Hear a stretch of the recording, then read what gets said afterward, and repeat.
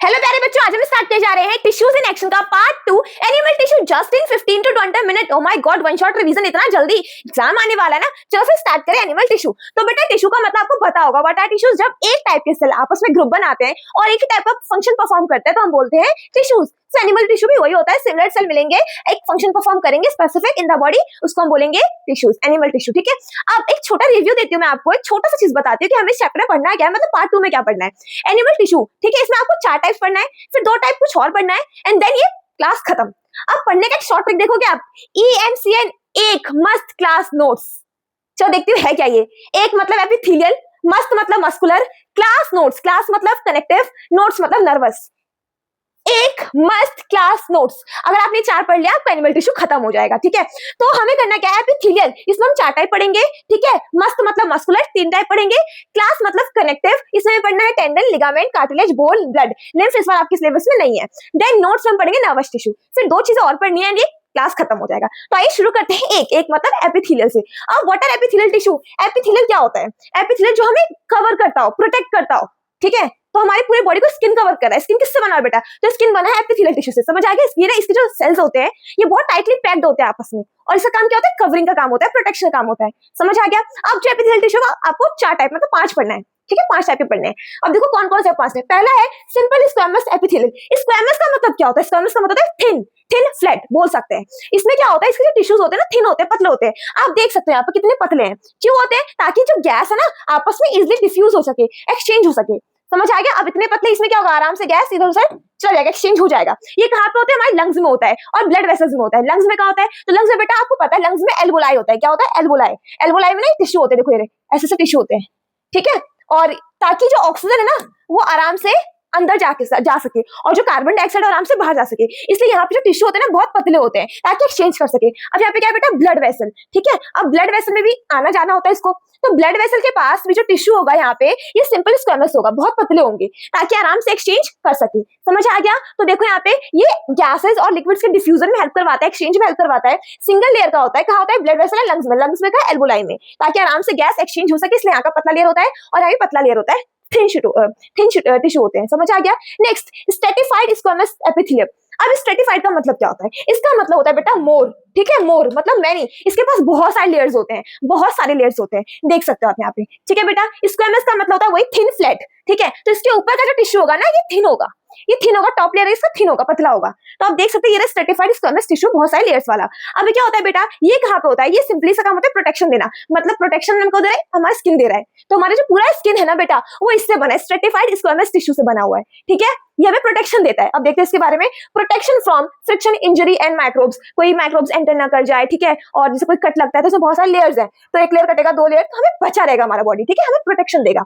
Skin, mouth, oesophagus जो हमारा food pipe होता है। क्लियर हो गया सबको? Next is glandular epithelium. Glandular मतलब ग्लैंड्स में होता है, जहां पे बनाओ निकालो, बनाओ निकालो। ऐसा ग्लैंड में क्या होता है बेटा? Glandular epithelium. जैसे कि हमारा स्लाइवरी ग्लैंड, यहाँ से क्या निकलता है? स्लाइवा निकलता है। समझ आ गया? अब स्किन पे क्या है? ऑयल, ऑयल निकलता है तो ऑयल ग्लैंड में होगा। समझ आ गया? जहाँ पे सिक्रेशन का काम होता है, secretion of mucus, enzymes, hormones, मतलब बहुत सारे ग्लैंड है, ये ग्लैंड्स में होता है जहाँ पे चीजों को मतलब हार्मोन्स को बनाना, एंजाइम्स को बनाना, फिर उनको निकालना, तो वहां पे होता है ये। ठीक है, secretory cells arranged in gland. समझ आ गया आपको? स्लाइवा ग्लैंड हो गया, स्वेट ग्लैंड्स हो गया, तो स्टमक में होते हैं, वहां पे भी क्या होता है? एसिड वगैरह पेप्सिन निकलता है, तो वहां पे होता है। क्लियर हो गया? ये ग्लैंड्स में होता है ये वाला। Next is ciliated epithelium. Ciliated simple से हम सफाई करना है, सीटी बजा के सफाई करना। ठीक है, अब देखो आपको दिख रहा होगा कुछ पिलर जैसे दिख रहे हैं, पिलर, तो इस पिलर के ऊपर क्या कुछ आपको बाल दिख रहे होंगे, हेयर जैसे, ये रहा। तो ये हेयर लाइक स्ट्रक्चर्स को सीलिया कहा जाता है। ये सिंपली सफाई करता है, सफाई। तो हमारे रेस्पिरेटरी ट्रैक में होता है, रेस्पिरेटरी ट्रैक में यहाँ पे कोई मिट्टी वगैरह आ गया, डस्ट आ गया, डस्ट पार्टिकल को साफ करना है, हटाना है, तो ये सफाई करने में हेल्प करता है। समझ आ गया आपको?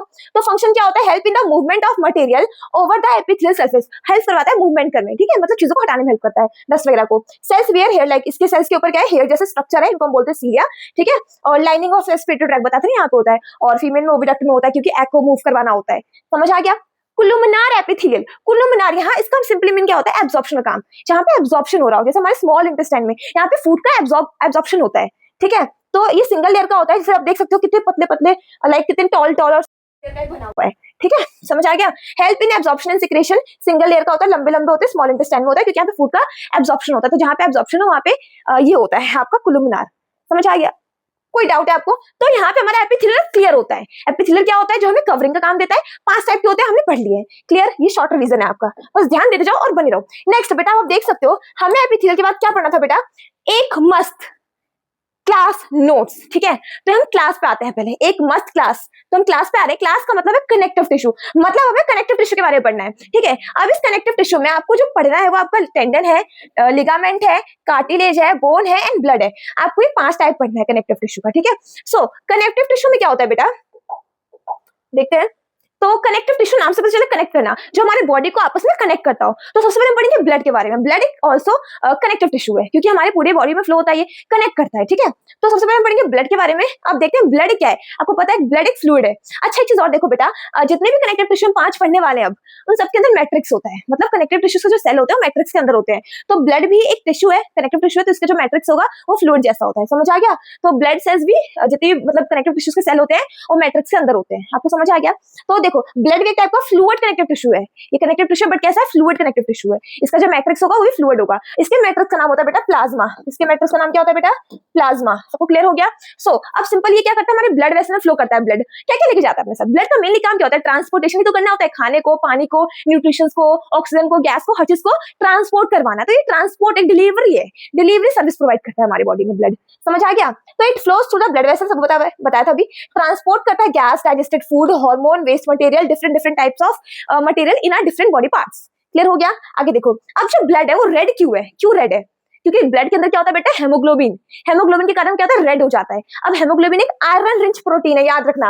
हेमोग्लोबिन क्या है? आयरन रिच प्रोटीन, जिससे कि जो ब्लड है वो रेड हो जाता है एंड ये हेल्प करता है ऑक्सीजन के ट्रांसपोर्टेशन में। अगर मान लो कि ब्लड के अंदर हेमोग्लोबिन कम हो रहा है तो इसका मतलब ऑक्सीजन ट्रांसपोर्टेशन नहीं हो पाएगा। समझ आया? तो haemoglobin is very important for us, for everyone. ठीक है, क्लियर हो गया? चलो आगे देखते हैं ब्लड के कंपोनेंट्स के बारे में। अब ब्लड के अंदर क्या क्या होता है वो देख लो। सिंपल सी बात है, ब्लड एक टिश्यू है, मतलब टिश्यू के अंदर सेल भी होगा, तो ब्लड सेल हम बोल सकते हैं। तो ब्लड के अंदर देखो क्या होता है, मैंने आपको बताया था, जो ब्लड का जो मैट्रिक्स है उसे हम प्लाज्मा कहते हैं। समझ आ गया? ब्लड का मैट्रिक्स क्या है बेटा? प्लाज्मा। उसी के अंदर सब चीजें होती है और वहीं से वो ट्रांसपोर्ट होता है। तो ये ब्लड का जो मैट्रिक्स है वो प्लाज्मा है, लिक्विड मैट्रिक्स है। ठीक है, ये ट्रांसपोर्ट करता है चीजों को, कार्बन डाइऑक्साइड को, वेस्ट को, सबको, हर चीज को। ओनली ऑक्सीजन को नहीं कर पाता, तो इसलिए हमारे पास क्या है? Red blood cells. ठीक है, ये रेड होता है ड्यू टू हेमोग्लोबिन और ये ऑक्सीजन को ट्रांसपोर्ट करता है। क्लियर हो गया?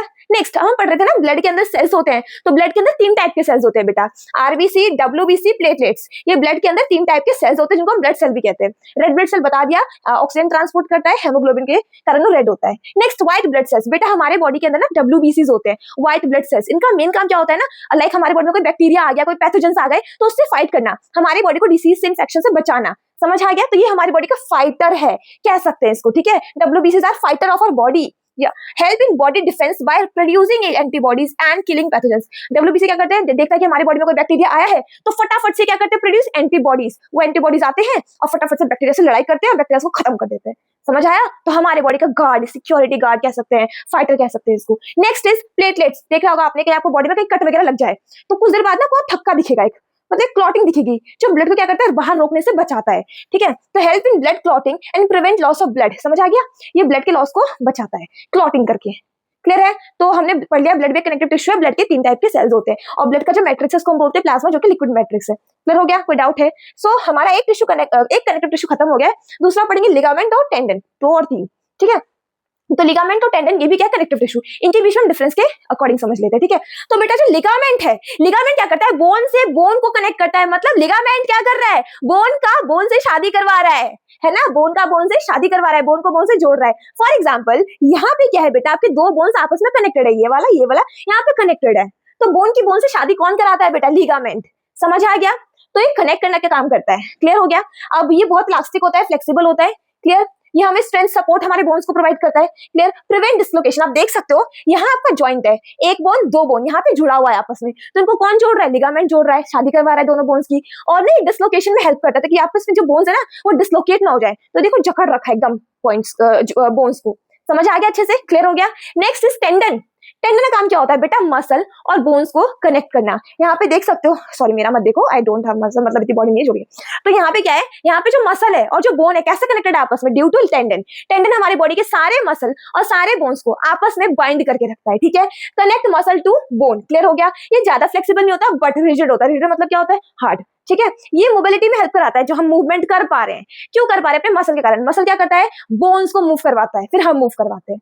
समझ आया या नहीं आया? तो ये मोबिलिटी में हेल्प करता है, मूवमेंट में हेल्प करवाता है। याद रखना मसल्स ही बोन्स को मूव करवाते हैं, तभी हमारा हाथ पैर मूव हो रहा है ड्यू टू मसल और बोन के कारण। समझ आ गया? चलो क्लियर हो गया? कोई डाउट है तो आप देख सकते हो। जो टेंडन है, टेंडन क्या कर रहा है? ये आपका मसल है, ये आपका बोन है, इन दोनों को यहाँ पे बाइंड कर रहा है, देख रहे हो? तो टेंडन करता है। क्लियर हो गया? कोई डाउट है? चलो आगे बढ़े। तो 3 टाइप के हमारे टिश्यूज क्लियर हो गए, connective tissue. Last one is bone and cartilage. ये दोनों भी आपके कनेक्टिव टिश्यू है, ठीक है? बोन एंड कार्टिलेज पढ़ते हैं। अब जो बोन एंड कार्टिलेज है ना, इनका जो मैट्रिक्स होता है सॉलिड होता है। समझ आ गया? इनकी जो मैट्रिक्स होते हैं कैसे होते हैं? सॉलिड होते हैं। अब देखो फटाफट से, बोन कैसा होता है बेटा? Hard and non flexible. क्या अपने आप बोन को मोड़ सकते हो, तोड़ सकते हो? नहीं, मोड़ नहीं सकते, तो hard and non flexible. Clear हो गया? कार्टिलेज कैसे होते हैं? ये फ्लेक्सिबल होते हैं। देखो नाक को मोड़ लिया, मुड़ गया, वो कान को मोड़ लेते हैं, तो नाक के पास, कान के पास क्या है बेटा? कार्टिलेज है। एक सॉफ्ट बोन है ये, जो बहुत फ्लेक्सिबल भी है, स्मूथ है। क्लियर हो गया? कोई डाउट है? ये पोरस होता है। बोन के पास क्या होता है? ब्लड वेसल्स होते हैं, ठीक है? तो बोन को क्या करना होता है? न्यूट्रिशंस को एक्सचेंज करना होता है। तो कैसे करेगा? जब वो पोरस रहेगा, उसके अंदर छेद होंगे, होल्स होंगे, तभी तो एक्सचेंज कर पाएगा न्यूट्रिशंस को। तो इसलिए बोन के पास ये मतलब पोरस होते हैं, और कार्टिलेज के पास ब्लड वेसल नहीं होता, इसलिए नॉन पोरस होते हैं। Non porous, blood vessels absent होता है। समझ आ गया? पोरस और ब्लड वेसल्स में होता है।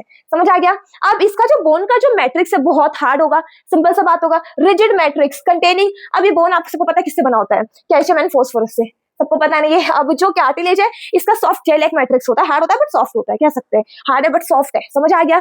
आगे देखो बेटा, सिंपली बोन करता क्या है? क्या काम है बोन का? इट प्रोवाइड स्केलेटन सपोर्ट, हमारी पूरी बॉडी को सपोर्ट देना, शेप देना। हमारा जो पूरा शेप है कौन मेंटेन करता है? बोन ही तो करता है। हमारे जो अंदर के जितने भी डेलिकेट ऑर्गन्स है, लाइक हमारा ब्रेन हो गया, स्कल प्रोटेक्ट कर रहा है। हमारे पास जो हार्ट है हमारा, है ना, उसे कौन प्रोटेक्ट कर रहा है बेटा? आपका रिब केज प्रोटेक्ट कर रहा है। सो यस, हम कह सकते हैं कि सपोर्ट देता है, शेप देता है, प्रोटेक्ट करता है हमारे डेलिकेट ऑर्गन को, जैसे कि ब्रेन, लंग्स। क्लियर हो गया? कोई डाउट है? कार्टिलेज का काम देखो क्या होता है? सिंपली फ्लेक्सिबल होता है, फ्लेक्सिबिलिटी प्रोवाइड करता है, ठीक है? ये सपोर्ट देता है, फ्लेक्सिबिलिटी प्रोवाइड करता है हमारे बॉडी पार्ट्स को, ठीक है? ये स्मूथ करता है बोन्स को, जॉइंट्स को, जहाँ पे जॉइंट्स होते हैं, जहाँ पे बोन्स मतलब जॉइंट्स पे ये स्मूथनेस का काम करता है। क्लियर हो गया? तो अगर आपका क्वेश्चन आ जाए कि बोन के बारे में लिखो या कुछ भी, या फिर बोन के बारे में लिखो, डिफरेंस लिखो, तो डिफरेंस भी आपके पास है, ठीक है? या बोन के बारे में तो ये भी आपके पास है। क्लियर हो गया? तो यही पे हमारा कनेक्टिव टिश्यू खत्म होता है, और अब हम पढ़ेंगे नेक्स्ट। देखते हैं नेक्स्ट क्या है ना।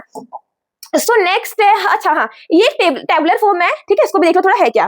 तो कनेक्टिव टिश्यू सारे इसमें। यहाँ पे क्या है? अब अपने टच योर एल्बो जेंटली, यहाँ पे टच करो, यहाँ पे टच करो। कितना हार्ड हार्ड टच हो रहा है ना, यहाँ पे हार्ड फील हो रहा है, hard and rigid structure feel हो रहा है आपको। तो ये है क्या? Hard and structure. तो ये है आपका बोन। क्या है? आपका बोन है, जो आपको स्ट्रेंथ, सपोर्ट, प्रोटेक्शन देता है। क्लियर हो गया? Next is press your fold your year और जेंटली प्रेस योर नोज। देखो इसको प्रेस करो, यहाँ पे करो, तो ये फोल्ड हो पा रहा है ना? तो यहाँ पे क्या होगा बेटा? यहाँ पे होगा कार्टिलेज। अभी आपको बताया था सब कुछ है ना। ये करता है क्या? हमें फ्लेक्सिबिलिटी, कुशन है ना, शॉक एब्जॉर्प्शन, ये सब हेल्प करता है, ठीक है? ये कैसा होता है? सॉफ्ट फ्लेक्सिबल होता है।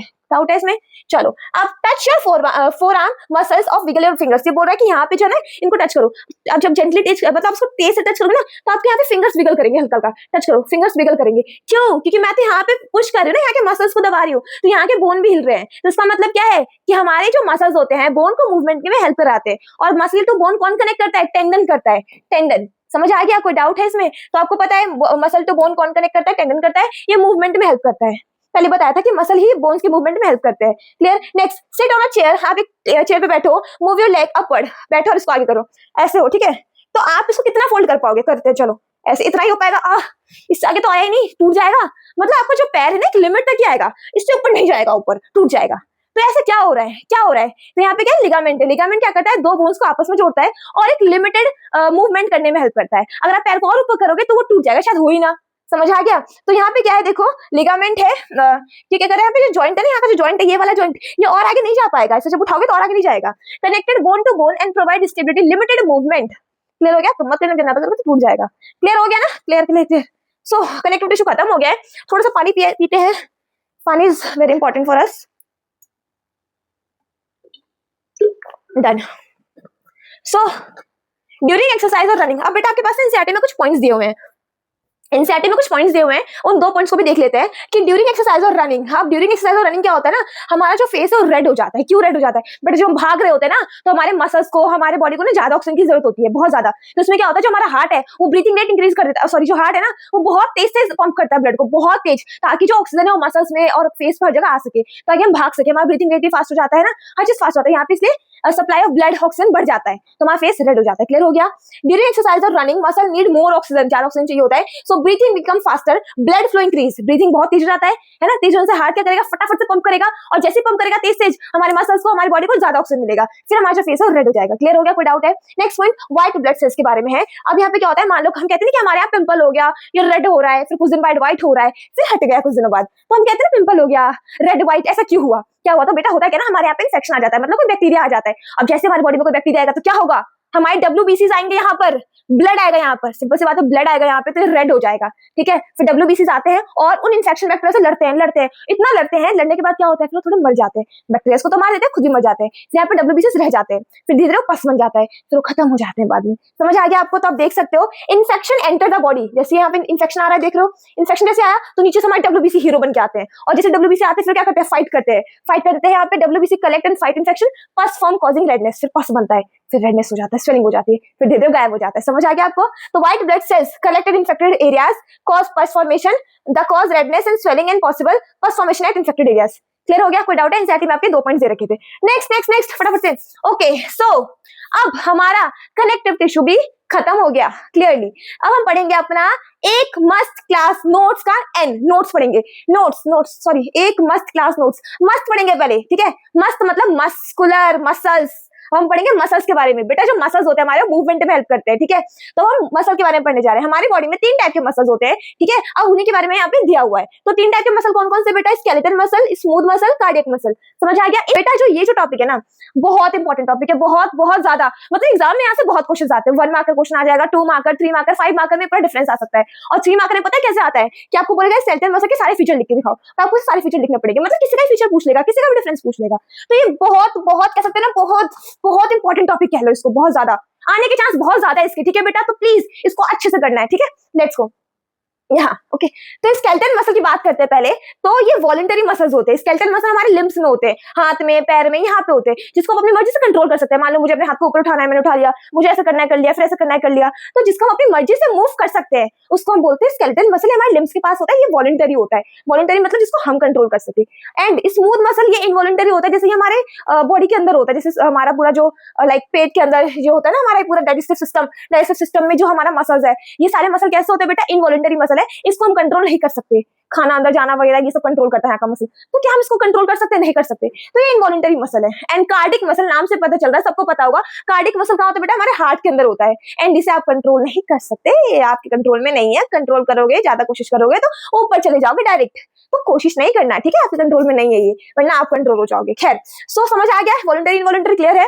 नेक्स्ट, अब जो हमारे स्केलेटन बोन होते हैं ना, हम मान लो मैंने आपको अभी बताया था थोड़ी देर पहले कि हम मूवमेंट क्यों कर पाते हैं, तो हमारे मसल्स और बोन्स आपस में मिलके मूवमेंट, मतलब हमारे मसल्स बोन को मूव करवाते हैं, तो मसल बोन दोनों चाहिए। तो ये वाले जो हमारे मसल्स होते हैं बोन से अटैच्ड होते हैं, यहाँ पे देख लो ना, यहाँ पे क्लियर हो गया?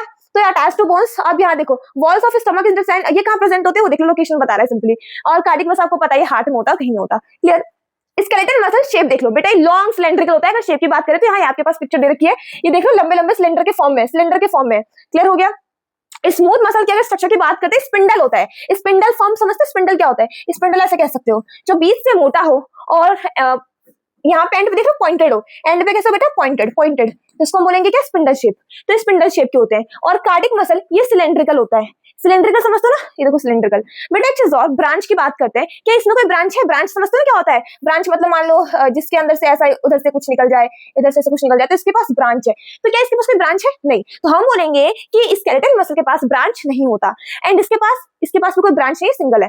बट कार्डिक मसल के पास ब्रांच होता है। देख रहे हो, यहाँ से ये गया, ऐसे गया, फिर यहाँ से ऐसे निकल आया, ये फिर यहाँ से ये निकल आया, तो इसके पास ब्रांच होता है। समझा? ये भी आपका एक डिफरेंस बन सकता है ब्रांच का भी। क्लियर हो गया? नाउ स्ट्रेशन का मतलब क्या होता है? जिसमें डार्क एंड लाइट बेंड्स होते हैं। बेंड्स का कहने का मतलब ये है कि आप देखो एक सेकेंड, यहाँ पे आपको दिख नहीं रहा होगा, बट यहाँ पे ना ऐसे लाइंस होते हैं, डार्क लाइट बेंड बना होता है, ऐसे बेंड बना होता है, लाइंस बनी होती है। तो यस, इसी बेंड को हम बोलते हैं स्ट्रेशन। तो इसके पास स्ट्रेशन प्रेजेंट होता है। समझा? इसके पास डार्क एंड लाइट बेंड्स होते हैं। और इसकी बात करें तो यहाँ पे क्या होता है? एब्सेंट, यहाँ पे कोई स्ट्रेशन नहीं होता। क्लियर हो गया? अब इसकी बात करें ना कार्डिक मसल की, तो यहाँ पे होते हैं बट बहुत हल्के होते हैं, बहुत फेंट होते हैं, तो हम बोल सकते हैं फेंट स्ट्रेशन प्रेजेंट। क्लियर हो गया? कोई डाउट है? नेक्स्ट पॉइंट इज न्यूक्लियस की अगर बात करोगे तो आप देख सकते हो यहाँ पे क्या है?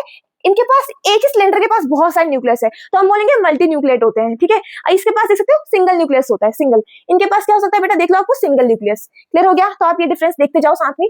फंक्शन क्या होता है, हमारे बॉडी मूवमेंट करवाता है, ऐसे चलू, वैसे करूँ, ऐसे करूँ, ऐसे करूँ, तो हमारे बॉडी मूवमेंट करवाता है, ठीक है। ये क्या करता है, हमारे डाइजेशन वगैरह में हेल्प करता है, अंदर के ऑर्गन्स मतलब जितने भी मूवमेंट वगैरह डाइजेशन हर चीज में हेल्प करता है अंदर में, ठीक है। और कार्डिक मसल आपको पता ही है, कॉन्ट्रैक्ट रिलैक्स करते हैं ब्लड को पंप कर सके, और कंटिन्यूसली करते हैं, थ्रू आउट द लाइफ करते हैं। समझ आ गया? ये नहीं रुकता, कोई डाउट है? और हम फैटिक की बात करें, क्या थकते हैं, तो ये अगर मैं ऑल टाइम मतलब मान लो मम्मी ने पनिशमेंट दिया कि ऐसे खड़े हो जाओ, टीचर ने पनिशमेंट दिया ऐसे खड़े हो जाओ, तो एक टाइम ऐसा मेरा पेन करने लग जाएगा, तो ये थकते हैं, ये होते हैं गेट टायर्ड्स होते हैं। और ये अंदर वाले होते हैं बिल्कुल नहीं होते, ये टायर्ड होते हैं, अंदर में पता नहीं चलता होगा, ये तो और कंटिन्यू काम करते रहते हैं। Cardiac muscle never gets tired, never ever. अगर ये टायर्ड हो गया तो हम भी टायर्ड हो जाएंगे, अच्छे खासे टायर्ड हो जाएंगे फिर तो। समझ आ गया? तो डिफरेंस देख लो, पॉइंट्स देख लो, फीचर्स देख लो, बहुत इंपॉर्टेंट है आपका। तो यहीं पे हमारा मस्कुलर सिस्टम भी खत्म होता है। चलो फिर आगे बढ़ते हैं। नेक्स्ट बेटा, एक मस्त क्लास नोट्स, लास्ट एंड पे आ गए, नोट्स पे आ गए, हमें लास्ट पढ़ना है, ठीक है। तो लास्ट है हमारा नोट्स का मतलब नर्वस टिश्यू। तो नर्वस टिश्यू क्या है बेटा, सबसे इंपॉर्टेंट है। एंड हम अगर मैं पूछूं ना हमारे बॉडी का सबसे लॉन्गेस्ट सेल कौन सा है, तो नर्वस टिश्यू के अंदर एक सेल होता है जिसको हम बोलते हैं न्यूरॉन। बॉडी का सबसे लंबा सेल है, ये देख सकते हो, ये रहा। नर्वस टिश्यू के ना टोटल 3 पार्ट्स होते हैं, इसके अंदर 3 पार्ट्स होते हैं, आपका ब्रेन, स्पाइनल कॉर्ड, न्यूरॉन। तो इसका जो सबसे मेन सेल है ना वो न्यूरॉन है, और ये हमारे बॉडी का सबसे लॉन्गेस्ट सेल बोल सकते हो आप इसको। बॉडी का लॉन्गेस्ट सेल कौन सा होता है बेटा, न्यूरॉन। इसको नर्व सेल भी कहते हैं। क्लियर हो गया? कोई डाउट है? चलो देखते हैं। सिंपल जो नर्वस टिश्यू करता है क्या, तो बेटा ये हमारे बॉडी का कंट्रोल एंड कोऑर्डिनेट करता है। समझे? जैसे कि मान लो मैंने कोई गर्म पतीला को छुआ, मान लो मैं कुछ कर रही थी, डांस कर रही थी, गर्म पतीला टच हो गया, तो हम फट से हाथ उठा लेते हैं। तो एकदम से ये क्या हो गया, मतलब मैं हाथ तो चुप रहना चाहिए था ना, बट मुझे फील हुआ कि गर्म है, तो हुआ क्या होगा, जैसे मैंने टच किया होगा तो फटाफट से इसने इन्फॉर्मेशन लिया होगा, फिर इन्फॉर्मेशन गया होगा ब्रेन के पास, ब्रेन ने कहा भाई तू फटाफट, ब्रेन और स्पाइनल कॉर्ड दोनों मिलकर करते हैं, तो होगा भाई तू हाथ हटा वरना हाथ जल जाएगा, और फिर वापस इन्फॉर्मेशन गया होगा, हाथ उठा लिया होगा, तो झट से हो गया, झट से पट से हो गया। तो ये कौन करता है, तो ये नर्वस सिस्टम, हमारे अंदर नर्वस सिस्टम करता है, नर्वस टिश्यू करता है। क्लियर हो गया? देखते हैं। Nervous tissue control and coordinate body activities, हमारी एक्टिविटी, हमारी बॉडी को पूरा कंट्रोल कोऑर्डिनेट कौन कर रहा है बेटा, आपका नर्वस टिश्यू। अब नर्वस टिश्यू के अंदर जो मेन पार्ट है ना, जो मेन कोऑर्डिनेटर है कौन है, ब्रेन है आपका। It forms the bodies communication coordination network, पता है ना अभी आपको, टच किया फिर वापस से हमारा हाथ जल्दी सट गया, तो पूरा नेटवर्क है ये, पूरा इन्फॉर्मेशन लेके आने जाने वाला, ठीक है। The brain act as the control centre of the body, हमारे पूरे बॉडी का कंट्रोल सेंटर कौन है बेटा, ब्रेन है, याद रहे आपको, ठीक है। ब्रेन के अंदर हर चीज स्टोर होता है, brain he control and coordinate करता है कि इन्फॉर्मेशन आया, फिर ब्रेन ने उसको मैसेज दिया कि भाई हाथ को हटाओ, तो हाथ हट जाता है। समझ आ गया? तो मेमोरी, कंट्रोल, कोऑर्डिनेशन, रिस्पॉन्स करना सब ब्रेन का काम होता है, ठीक है। It has 3 main part. अब जो नर्वस सिस्टम, इसके पास 3 मेन पार्ट्स होते हैं, ब्रेन, स्पाइनल कॉर्ड, न्यूरॉन। अब हम पढ़ेंगे न्यूरॉन के बारे में। समझ आ गया? चलो न्यूरॉन के बारे में पढ़ते हैं, इसको हम नर्व सेल भी कहते हैं, न्यूरॉन को हम नर्व सेल भी कहते हैं, लॉन्गेस्ट बॉडी सेल है ये। समझ आ गया आपको? कोई डाउट है? आगे न्यूरॉन का मेन काम क्या होता है बेटा, आपको पहले स्ट्रक्चर समझा दूं मैं। ये आपका न्यूरॉन है, ठीक है, क्लियर हो गया सबको? ये आपका न्यूरॉन है, फिर आप देख सकते हो ये आपका क्या है बेटा, ये जो दिख रहा है आपको ब्रांच सा निकला हुआ, ये जो ब्रांच है ये आपको दिख रहा है इधर, ये इसको हम बोलते हैं dendrite.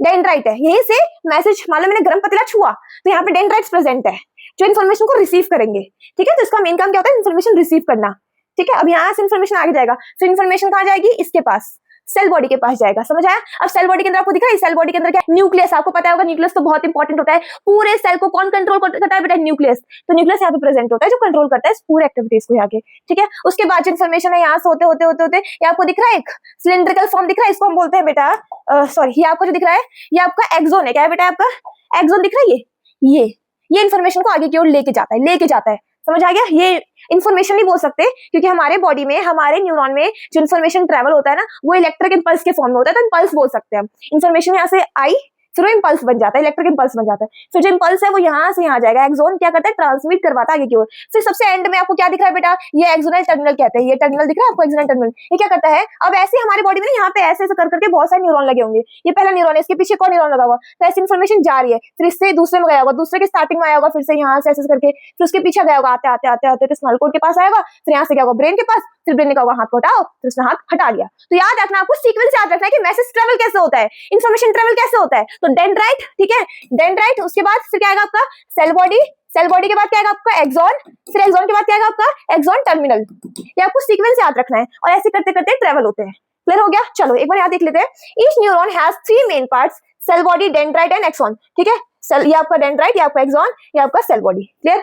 Dendrite receives signal from other neuron. जो डेंड्राइट होता है ये इंफॉर्मेशन को रिसीव करता है, सिग्नल को रिसीव करता है। समझ आ गया?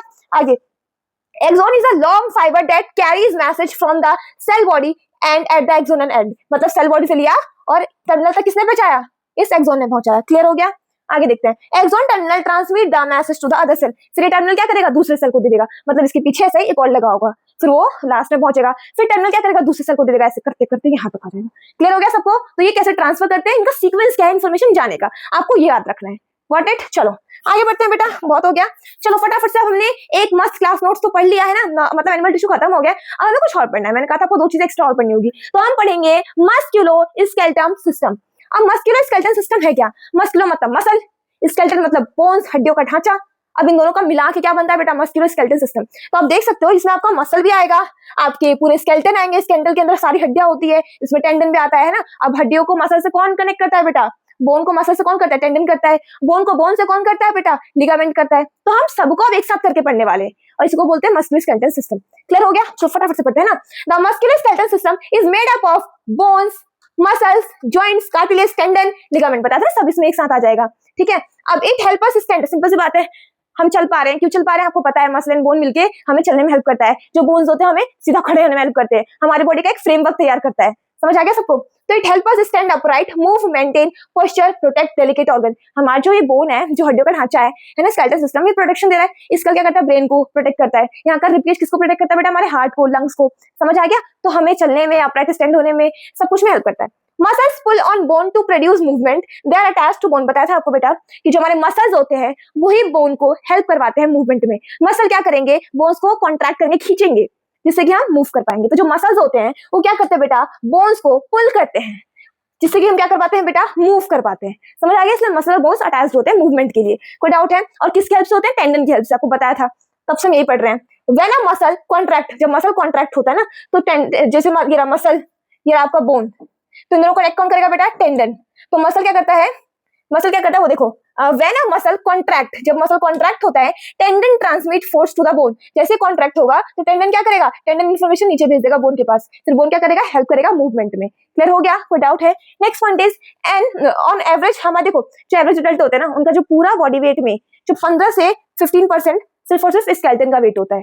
समझ आ गया? मतलब मान लो किसी का 45 वेट है तो उसमें से 15% वेट तो उसके हड्डियों का ही होगा। समझ आ गया? कोई डाउट है?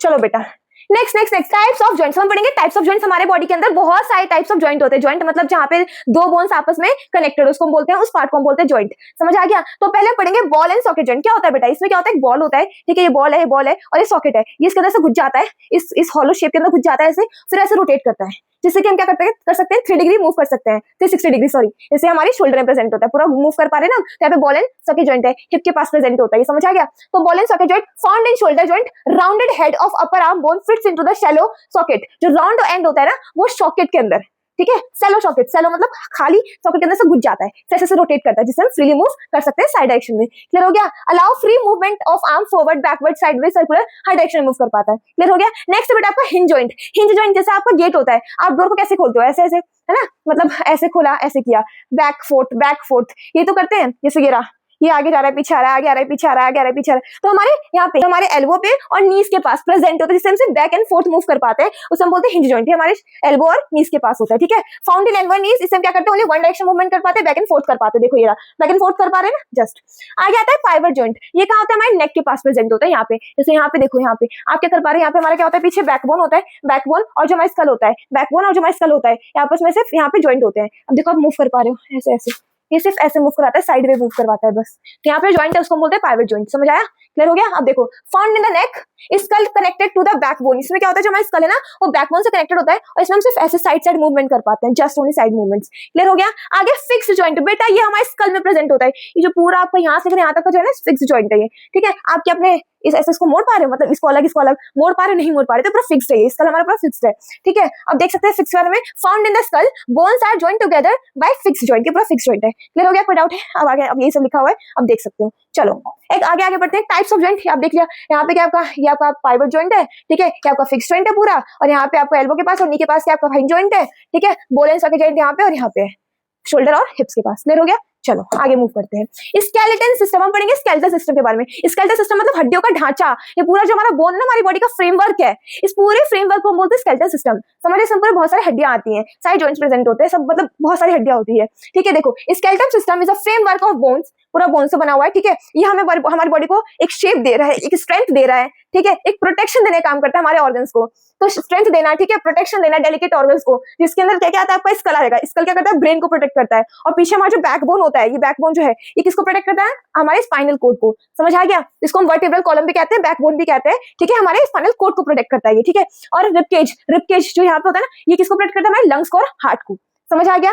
द बैकबोन की बात करते हैं ना, वर्टिब्रल कॉलम इज मेड, अब देखो जो आपका बैकबोन है ना बेटा, ये जो बैकबोन है यहाँ, ये ना छोटे छोटे हड्डियों से मिलकर बना है। ऐसे ऐसे कह सकते हैं, मैं कहा बनाती हूँ, ऐसे ऐसे छोटे छोटे हड्डियों से पूरा बैकबोन मिलके बना हुआ है। समझ आ गया, क्लियर हो गया। अब इस छोटे छोटे हड्डियों को हम वर्टिब्रे बोलते हैं, वर्टिब्रे। क्लियर हो गया। देखो the backbone is made up of small bones called vertebrae. Clear हो गया, डाउट है।